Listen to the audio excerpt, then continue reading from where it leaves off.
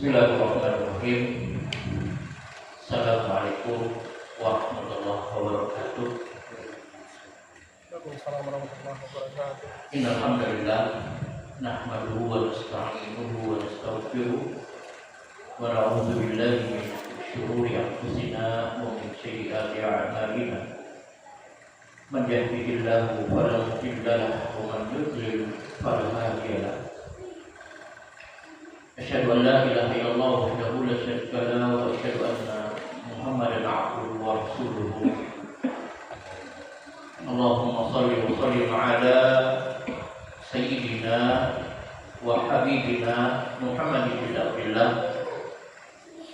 wa ala alihi wa ashabihi wa man tabi'ahum bi ihsan ila yaumiddin, amma ba'd.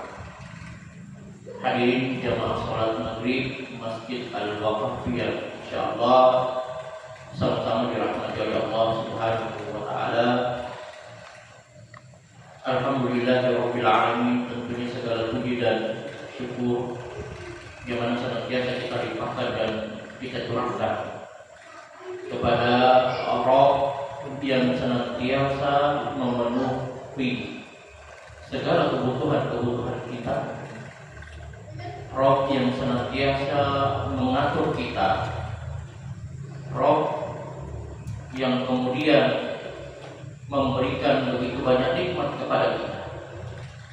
Maka kita sebagai hamba yang diciptakan oleh Allah Subhanahu wa taala untuk beribadah kepada Allah, maka hendaknya kita senantiasa bersyukur kepada Allah Subhanahu wa taala atas apa yang telah kita rasakan, atas apa yang telah atau nikmat-nikmat yang telah kita rasakan dan kita pergunakan untuk menjalani kehidupan kita sehari-hari.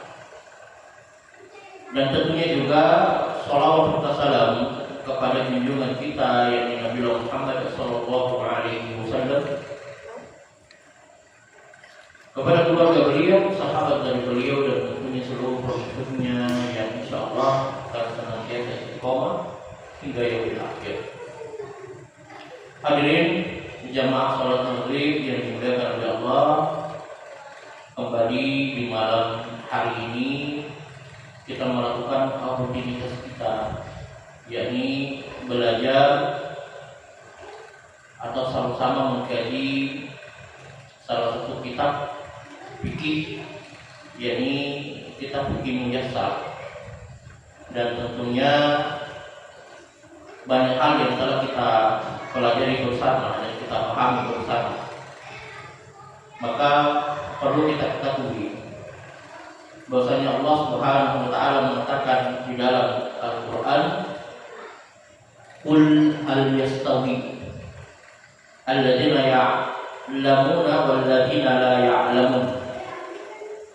Jadi kata Allah Subhanahu wa taala, apakah sama antara orang-orang yang mengetahui dengan orang-orang yang tidak mengetahui? Lalu kemudian Allah Subhanahu wa taala juga mengatakan, yarfa'illah alladziina aamanu minkum walladziina utul ilma darajat.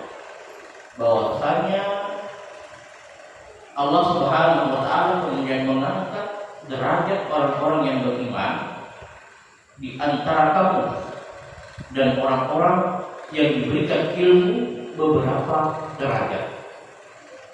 Jadi di ayat yang pertama Allah Subhanahu wa taala mengatakan bahwa tentu ada perbedaan antara orang yang belajar dengan orang yang tidak belajar. Perbedaan yang pertama adalah tentunya dia lebih memahami agama ini, dan kemudian dengan pemahaman yang dia miliki maka Allah Subhanahu wa taala akan mengangkat derajatnya. Jadi tentu beda Pak, antara orang yang berilmu dengan orang yang tidak berilmu itu jauh sekali bedanya. Allah Subhanahu wa taala akan mengangkat derajat orang-orang yang berilmu. Maka beruntunglah kita yang Allah berikan waktu, Allah berikan kesempatan, dan Allah berikan kemauan untuk kita bersabar sejenak, kemudian mendengarkan kajian-kajian ilmu, lalu kemudian menerapkan ilmu itu. Inilah orang-orang yang beruntung yang dikatakan Allah Subhanahu wa taala dalam Al-Qur'an. adalah orang-orang yang Allah angkat derajatnya di antara manusia yang satu di manusia yang lain. Ya, ini hadirin yang dimuliakan oleh Allah Subhanahu wa taala. Dan alhamdulillah kajian rutin kita ini sudah berlangsung kurang lebih 4 bulan. Sekitar 4 bulan. Dan tentu dalam waktu yang cukup panjang itu, maka kita sudah memiliki pemahaman yang tentunya berbeda dengan orang-orang lain pada umumnya. Nah, hari ini dimuliakan oleh Allah Subhanahu wa taala, kita masih masuk di bab sholat. Ya, setelah kemarin kita membahas tentang rukun-rukun sholat, ya. Lalu kemudian malam hari ini kita akan masuk di bab wajib-wajib sholat. Hal-hal yang perlu kita ketahui yang wajib dilakukan pada saat kita sholat.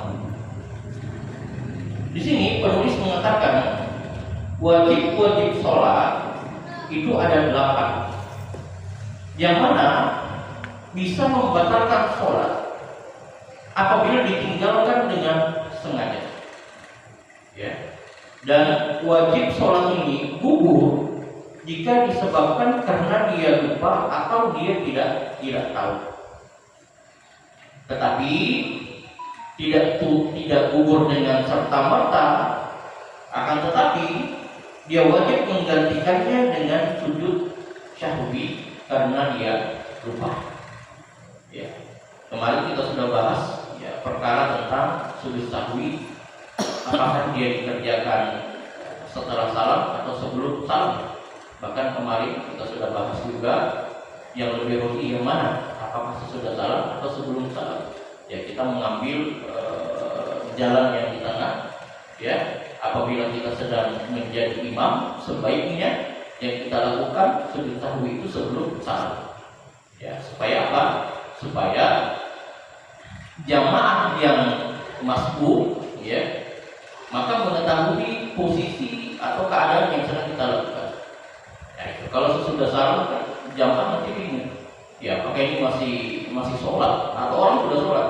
Jangan sampai dia ikut sujud tiba-tiba kita sudah sudah bubar, dia bingung. Nah, imam pada jamaah mulai itu kemarinnya penjelasan tentang makna daripada atau pelaksanaan daripada sujud sahwi tersebut. Ya, jadi yang pertama hari ini dimuliakan oleh Allah Subhanahu wa taala, hal-hal yang perlu kita ketahui tentang wajib-wajib sholat.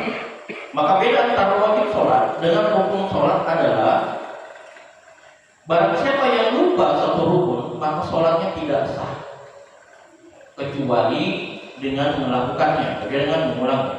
Adapun siapa yang lupa wajib sholat, maka cukup dengan sujud sahwi.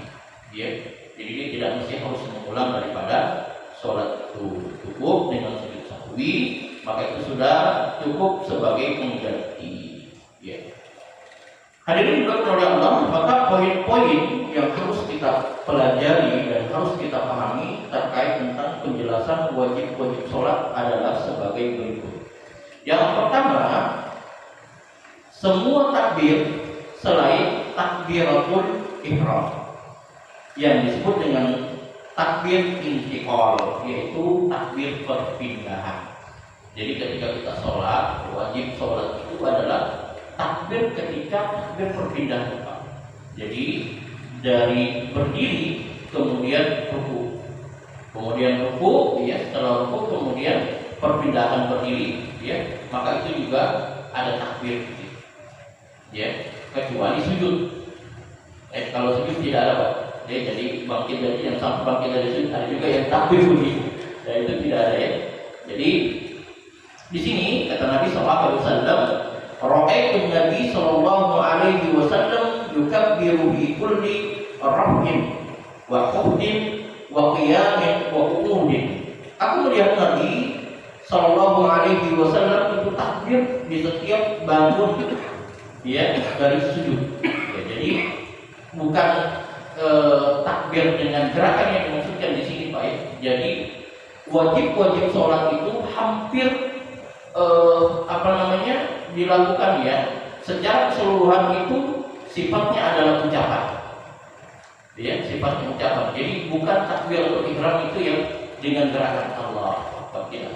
Tapi takbir di sini adalah takbir ucapan. Ya, jadi ketika perpindahan sholat, ya hendaknya kita juga melakukan takbir. Di sini disampaikan, jadi kemudian Nabi SAW itu bertakbir di setiap bangun dari sujud dan merunduk untuk rukuk dan sujud, ya berdiri dan duduk. Ya, sebagaimana sabda Nabi sallu kama ra'aitumuni usolli. Salat kalian sebagaimana aku salat. Jadi ada namanya takbir intiqal, yaitu takbir perpindahan, ya, tapi bukan dengan gerakan tetapi dengan ucapan. Ya, jadi fungsinya apa? Supaya orang-orang yang ketika melaksanakan sholat itu Pak, ya, maka manusia atau orang-orang yang melaksanakan sholat ini senantiasa berzikir, ya, karena sholat itu merupakan zikir, ya, zikir kepada Allah Subhanahu wa Ta'ala. Nah, kemudian ada pun itu yang pertama. Kemudian yang kedua adalah ucapan sami Allahu liman hamidah. Ya, lalu kemudian apa ucapannya? Jadi ketika kita menjadi imam, ya, kemudian mengucapkan sami Allahu liman hamidah, yang mana artinya adalah Allah mendengar orang-orang yang memujinya, kemudian makmum, ya, mengucapkan Rabbana walakal hamd. Jadi ada dua, ada Rabbana walakal hamdu atau Rabbana lakal hamdu. Ya, sebagaimana dalilnya, karena Rasulullah sallallahu alaihi wasallam yukabbiru hina yaqumu ila sholati, summa yukabbiru hina yarka', summa yaqulu sami Allahu liman hamidah hina yarfa'u salbah min ar-raka'ati, summa yaqulu wa huwa qa'imun Rabbana walakal hamdu. Jadi Rasulullah sallallahu alaihi wasallam itu takbir saat berdiri untuk sholat, kemudian beliau bertakbir saat rukuk, kemudian mengucapkan sami Allahu liman hamidah saat mengangkat punggungnya dari rukuk, kemudian mengucapkan saat berdiri, wahai Tuhan kami, bagimu segala puji. Jadi hari ini didengar oleh Allah Subhanahu wa Ta'ala, ketika imam, maka dia mengucapkan sami Allahu liman hamidah, lalu kemudian juga menjawab atau membaca Rabbana walakal hamd. Di imam mengucapkan dua ucapan, sami Allahu liman hamidah, lalu kemudian juga berdoa Rabbana walakal hamd. Kemudian bagaimana dengan makmum? Iya, maka makmum cukup menjawab, dia tidak usah menjawab sami Allahu liman hamidah, tidak. Ya, jadi makmum tidak begitu bangkit juga sami Allahu liman hamidah, tidak.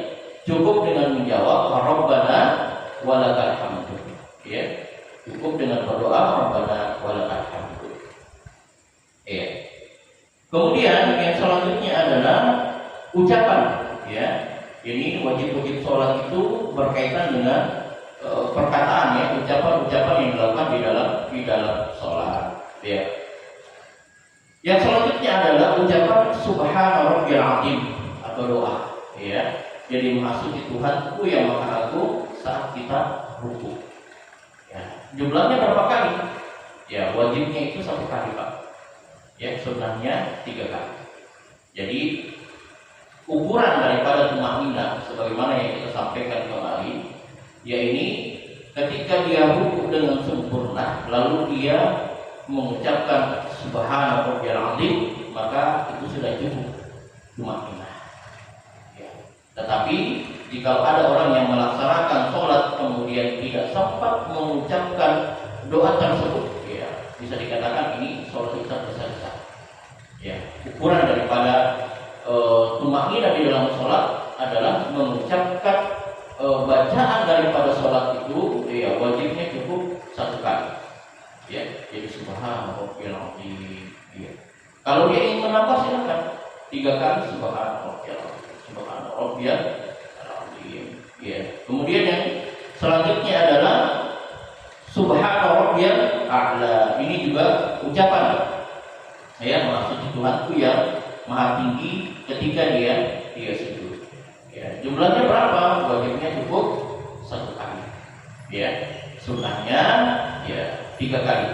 Ya, berdasarkan ucapan Hudzaifah dalam hadisnya bahwasanya dahulu yakni beliau yakni Nabi sallallahu alaihi wasallam mengucapkan dalam rukuk beliau, sujud Tuhanku sujud subhana rabbiyal a'la. Ini yang diucapkan oleh Rasulullah sallallahu alaihi wasallam ketika beliau sedang sujud, dan disunahkan menambah tasbih saat rukuk dan sujud ini sampai 3 kali. Jadi sunnahnya ketika kita sujud atau ketika kita rukuk membaca 3 kali subhana rabbiyal a'la, subhana rabbiyal azim. Ya.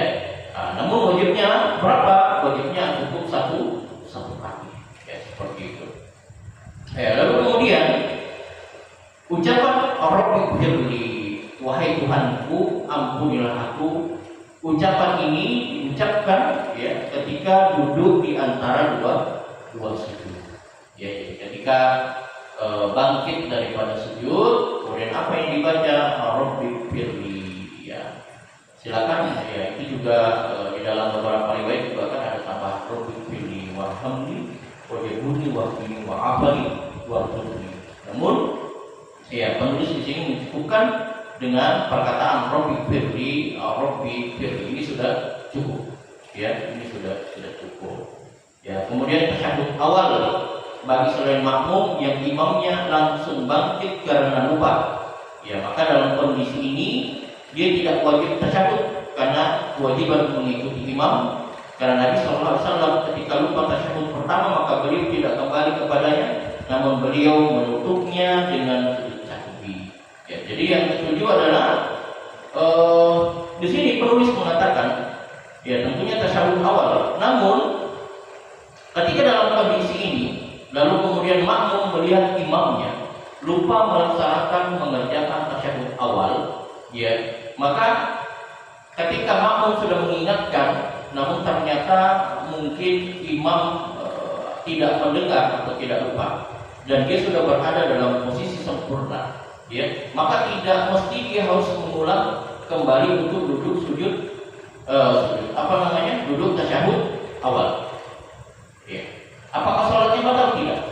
Ya, jadi sholatnya tidak batal. Bagaimana cara mengantisipasinya? Ya, ini dengan sujud syahwi. Ya, jadi sebelum salam maka imam melakukan sujud syahwi berapa kali? 2 kali. Ya, seperti itu. Nah, lalu kemudian bagaimana dengan kondisi makmum? Apakah dia tetap mempertahankan? Biar imam itu berdiri, saya mau tetap tasyahud awal. Tidak. Ya, tidak seperti itu. Makmum tetap mengikuti gerakan imam. Ya, ini kan yang terjadi seperti itu, Pak.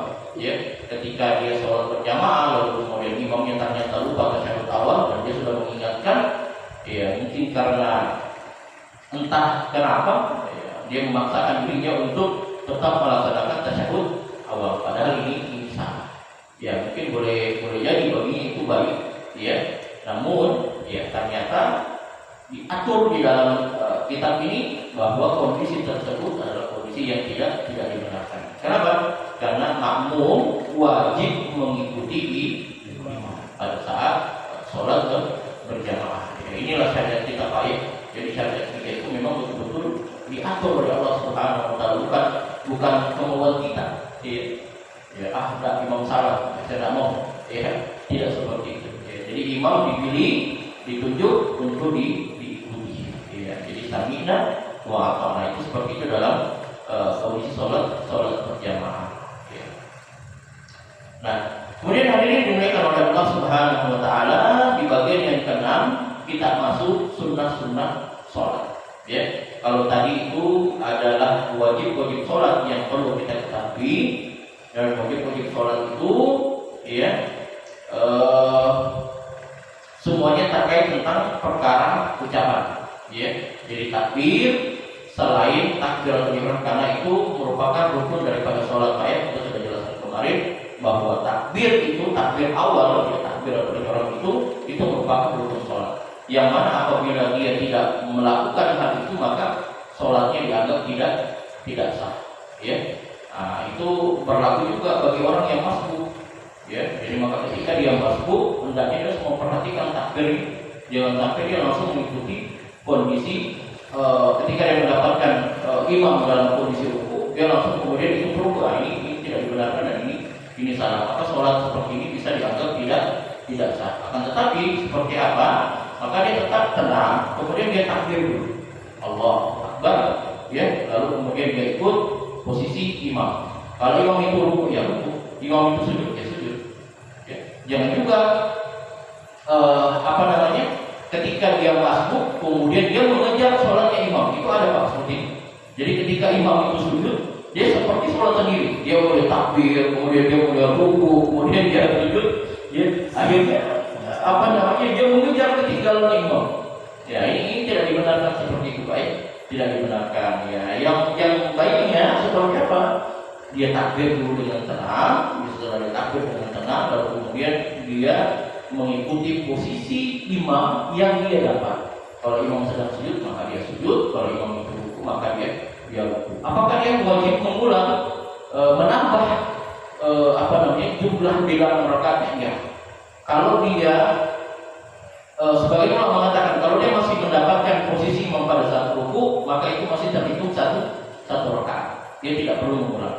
Tapi kalau sudah dia mendapatkan imam, kemudian posisinya bangkit daripada ruku, maka terhitung masbuk.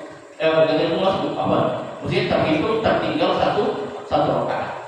Ya. Nah, jangan sampai dia karena tidak mau mengulang, akhirnya dia tidak sama imam. Ya, itu seperti itu. Baik, ini hadirin yang dimuliakan oleh Allah Subhanahu wa taala, kemudian kita masuk di sunnah-sunnah sholat, lalu kemudian kita akan masuk di pembatal-pembatal daripada sholat tersebut. Iya. Kemudian sunnah-sunnah sholat. Iya, sunnah-sunnah sholat itu apa aja? Sunnah-sunnah sholat itu terbagi menjadi dua. Iya. Perbuatan sunnah dan perkataan sunnah. Perbuatan sunnah yaitu mengangkat kedua tangan ketika takbir ihram, ya, kemudian ruku, bangkit dari ruku dan meletakkan kedua tangan sesudah itu, ya. Nah, maksudnya apa? Jadi gerakan ketika bangkit daripada ruku, ya, kemudian mau ruku dengan gerakan mengangkat tangan takbir itu merupakan sunnah, ya. Jadi kalau kita mendapati orang yang kemudian tidak mengangkat tangannya, apakah sholatnya batal? Tidak. Karena itu bukan masuk dalam wajib sholat, ya. Tidak juga masuk dalam rukun sholat, kecuali takbir ihram, ya. Kecuali takbir yang pertama. Jadi kalau kita melihat ada jamaah yang kemudian ketika ruku kemudian dia tidak takbir, ya jangan sampai kita menyalahkan salah sholatnya. Dia tidak ruku, dia tidak takbir, dia tidak melakukan gerakan takbir seperti itu, ya, tidak. Karena dia masuk dalam sunnah-sunnah sholat. Ini sunnah perbuatan, ya. Jadi apa saja sunnah perbuatan? Mengangkat kedua tangan ketika takbir ihram, ya, perpindahan yang tadi, kemudian ruku, bangkit dari ruku dan meletakkan kedua tangan sesudah itu, ya. Lalu kemudian meletakkan tangan kanan di atas tangan kiri dan meletakkan keduanya di dada saat berdiri, pandangannya ke tempat sujud, ya, pandangan ke tempat sujud, merenggangkan kedua kakinya saat berdiri, kedua tangannya memegang kedua lututnya dengan merenggangkan jari-jari saat ruku, menghamparkan punggung saat ruku dan menjadikan kepalanya sejajar dengan punggungnya. Ini, ya, adalah sunnah-sunnah yang diajarkan oleh Nabi SAW. Artinya sifat sholat Nabi, ya. Nabi seperti apa sholatnya? Ya, di sini penulis menjelaskan bahwa meletakkan tangan kanan di atas tangan kiri. Maksudnya ketika sedekah, ya, Allah, ya, seperti itu. Kenapa sih dikatakan sunnah? Karena ada juga Pak yang ketika dia sholat itu tangannya tidak seperti itu. Ada yang seperti itu, ya. Nah, sebagian ulama membolehkan, ya, ada beberapa mazhab itu membolehkan. Nah, kalau nanti kita berangkat ke tanah suci, ya, kita akan bisa lihat juga, ya, teman-teman dari mazhab Maliki, ya. Ya Allah alam, mereka seperti itu.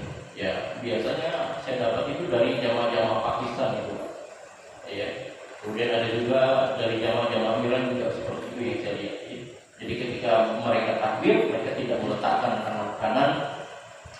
kanan kiri, namun posisinya tetap Allah. Ya. Kemudian ketika jadi sunnah sholat yang perlu kita pahami, yakni ketika sholat hendaknya pandangan kita itu melihat ke tempat sujud. Ya. Jadi pandangan itu tidak kemana-mana Pak, atau sampai ke atas atau melambung dan sebagainya Pak ya. Jadi hendaknya ketika sholat yang harus kita pahami bahwasanya pandangan itu menghadap ke tempat sujud. Ya. Kemudian merendahkan kedua kakinya saat berdiri. Ya. Kalau ukurannya itu sejengkal Pak. Ya, jadi tidak boleh juga takalluf dia berlebihan. Ya, berdiri sampai kemudian terlalu renggang. Itu tidak dibenarkan. Ya, jangan sampai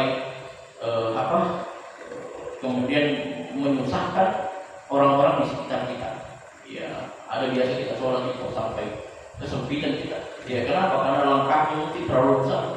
Ya, langkah akhirnya kayak seakan-akan menguasai tempat di sini. Jadi kita yang sholat ini ya terjepit, ya atau dia sujud begini.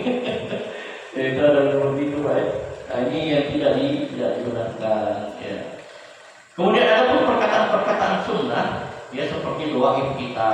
Ya, ini kemarin yang sempat ditanyakan Pak Haram, ya terkait tentang doa kita. Apakah dia masuk rukun atau tidak? Ya, di sini penulis mengatakan bahwa doa kita itu termasuk adalah perkataan sunnah di dalam sholat. Jadi bagaimana hukumnya ketika kita tidak membaca doa kita? Ya maka tidak apa-apa. Ya, kalau dalam kitab ini ya ditulis oleh penulis bahwasanya doa kita itu tidak termasuk rukun, tetapi dia merupakan sunnah-sunnah sholat. Ya. Kemudian basmalah, kemudian ta'awudz, ya, kemudian ucapan amin, ini juga merupakan sunnah-sunnah. Ya, ini merupakan sunnah-sunnah di dalam sholat.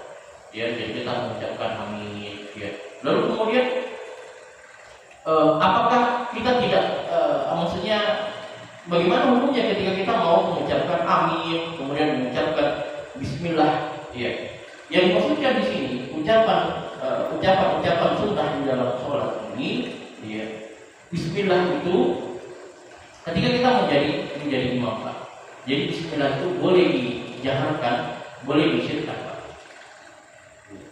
Boleh juga, ya, kalau kita melihat dari pendapat dari beberapa ulama, dibolehkan juga, ya, tanpa disyirkan itu ucapan bismillah, ya tanpa memperdengarkan. Artinya apa? Jangan sampai ketika kemudian kita melihat orang yang tidak menjaharkan, ya tidak mengeraskan kemudian bismillah, lalu kemudian kita menganggap bahwa orang ini salah. Tidak. Ya, karena ada pendapat yang membolehkan bolehnya bismillah itu ya dipelankan tanpa harus dikeraskan. Ya, tapi tetap harus dibaca. Ya, tetap harus dibaca. Di sini disampaikan, ya, kemudian surah setelah Al-Fatihah. Ya, jadi surah setelah Al-Fatihah, jadi setelah kita membaca surah Al-Fatihah, karena ini merupakan ya rukun daripada sholat, maka bacaan setelah bacaan Al-Fatihah itu merupakan sunnah. Ya, itu sunnah. Nah, sunnah di dalam sholat. Ya. Kemudian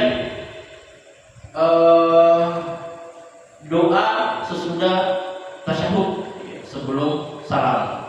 Ya, di sini penulis juga menyampaikan doa sesudah tasyahud sebelum salam. Jadi ada doa yang kita berlindung ya dari azab kubur, ya, walaupun ini merupakan sunnah yang ditekankan, tapi itu juga merupakan sunnah dalam sholat. Ya, tapi sholat sunnah yang ditekankan. Ya, maka kita sebagai penuntut ilmu, ya, ketika memahami dan mengetahui bahwa sunnah-sunnah yang di dalam sholat, jangan sampai kita menganggap remeh Pak, karena ini sunnah atau salah lakukan. Tidak. Ya, kita ini kan sholat mau beribadah kepada Allah. Kita ini kan sholat menginginkan tambahan pahala daripada Allah. Ya. Kalau kemudian di dalam sholat saja kita tidak mau menghidupkan sunnah, ya apalagi di luar sholat. Ya, jangan sampai ketika kita memahami bahwa itu cuma sunnah, itu bukan rukun, akhirnya kemudian kita tidak mau lakukan. Ya, ini yang menjadi masalah. Ya.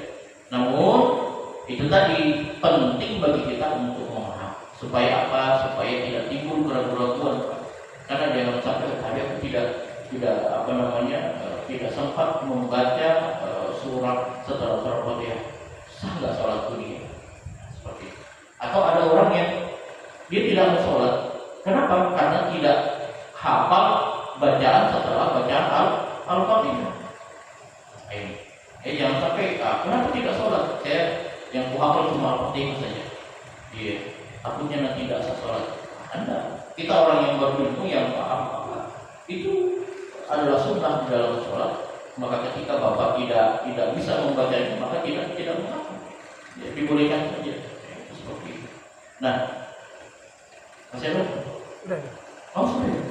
Oh, kita mau masuk di pembatal sholat ini. Ya baik, jadi dimuliakan oleh Allah Subhanahu Wa Taala. Insya Allah pertemuan kita akan masuk di materi di pembatal sholat. Ini juga merupakan materi yang penting yang harus kita pahami. Apa saja hal-hal yang dapat membatalkan sholat kita? Kalau secara umum di sini dijelaskan, yang pertama adalah semua perkara yang membatalkan amal itu membatalkan sholat. Ya. Jadi semua perkara yang membatalkan wudu kita, maka itu bisa membatalkan sholat. Itu yang pertama. Kemudian tertawa, kemudian berbicara dengan sengaja, kemudian adanya orang yang lewat di depan kita, ya itu juga bisa membatalkan sholat. Wanita dewasa yang telah haid, ya keledai dan anjing hitam, ya kemudian membuka aurat dengan sengaja, ya termasuk dengan ini Pak, perlu kita perhatikan juga. Ada orang yang sholat itu terlihat belahan ininya, minta maaf, dia pakai sholat celeng. ya. Jadi ketika dia sujud terangkat ininya, Terlalu gemuk. ya terangkat ininya, kemudian terlihat jalan seperti itu. Ini juga bisa membatalkan sholat. Kenapa? Tersingkap aurat. Ini juga dikatakan ulama termasuk hal yang disengaja. Iya, hal yang disengaja. Kenapa?